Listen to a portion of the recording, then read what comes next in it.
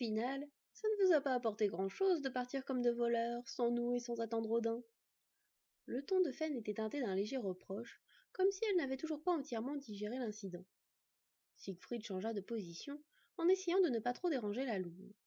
Pour une fois, elle avait gardé sa forme humanoïde et se servait du giron de l'elfe comme oreiller. Une main brossant machinalement la chevelure de Fen, Siegfried ferma les yeux un instant, savourant la brise du soir qui dansait autour d'eux, chargée de senteurs forestières. Tout était calme. Aucun corbeau pour interrompre la tranquillité ambiante, ni de petits frères ou de jeunes vannes en recherche constante d'attention. Il ne parvenait pas à se souvenir depuis combien de temps il ne s'était pas senti aussi en paix. Un soupir de contentement lui échappa. La louve lui fit écho, se pelotonnant encore plus contre lui. C'est vrai, concéda-t-il finalement. Je me sentais en partie responsable de cette situation. Je ne pouvais pas rester sans rien faire, et je pense que Bord ressentait la même chose. Après tout, c'est nous qui avons abandonné le cœur d'Ul sans réfléchir. C'était en partie de notre faute si Sylvaig a été contrainte de mettre sa vie en péril.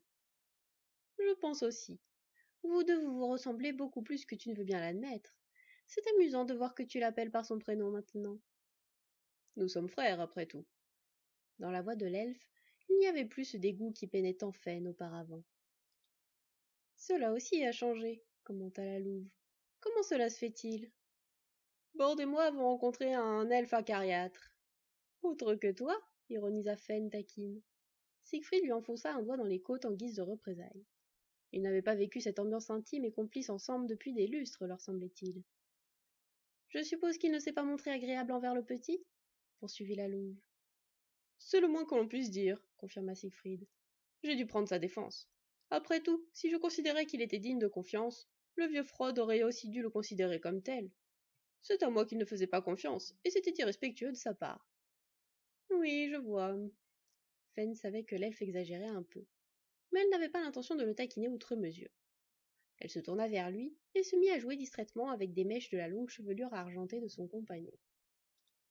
Je suis contente de voir que vous avez réussi à vous entendre tous les deux, reprit-elle. Moi aussi, avoua Siegfried. Nous allons régulièrement entretenir le jardin de mer tous les deux. C'est plus agréable que de nous battre.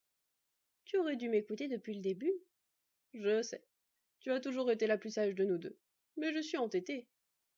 Ce n'est pas la première fois que tu me dis cela, répartit Fen sur un ton moqueur. Ce qui ne t'a jamais empêché de continuer dans ton entêtement. Je suis conscient que cela peut causer des problèmes, s'excusa l'elfe un peu contrit. Ne t'en fais pas, le rassura la louve.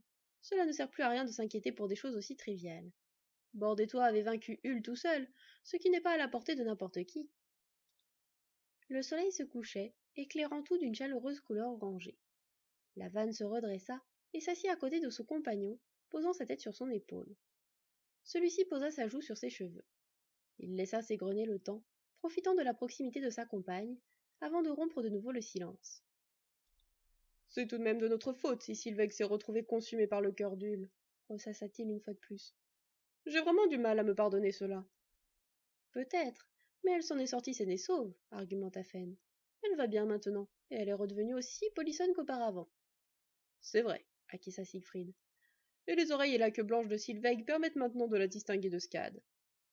Ne savais-tu pas les reconnaître l'une de l'autre? S'étonna la louve. Je ne leur prêtais pas attention plus que cela, à vrai dire. En tout cas, ça lui va bien, reprit Fen.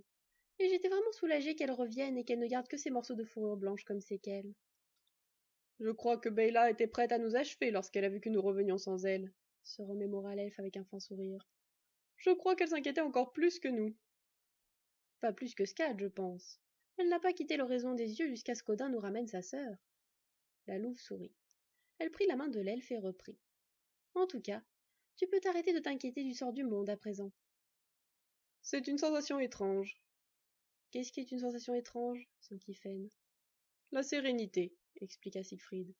J'ai fait la paix avec moi-même. Je ne suis plus cet être plein de ressentiments, et je n'ai plus aucune tâche en cours.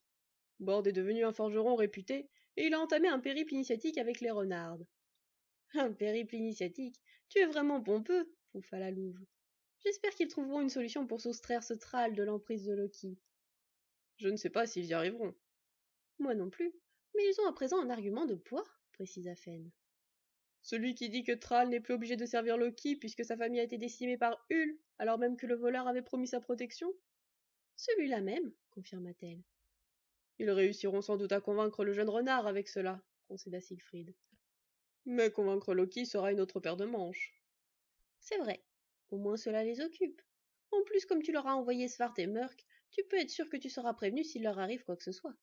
Tu restes quand même très protecteur envers eux. Certes, mais je ne me sens pas tiraillé par l'inquiétude, contrairement à d'habitude. C'est une sensation étrange, mais pas désagréable. Et puis le fait de ne pas être sans arrêt dérangé par les chamailleries des deux corbeaux doit aussi t'aider à te ressourcer. C'est vrai. Siegfried rit. Il appréciait beaucoup les frères Svart et Murk qui l'avaient accompagné et servi d'éclaireurs pendant tant d'années. Mais il fallait avouer qu'ils étaient un peu envahissants.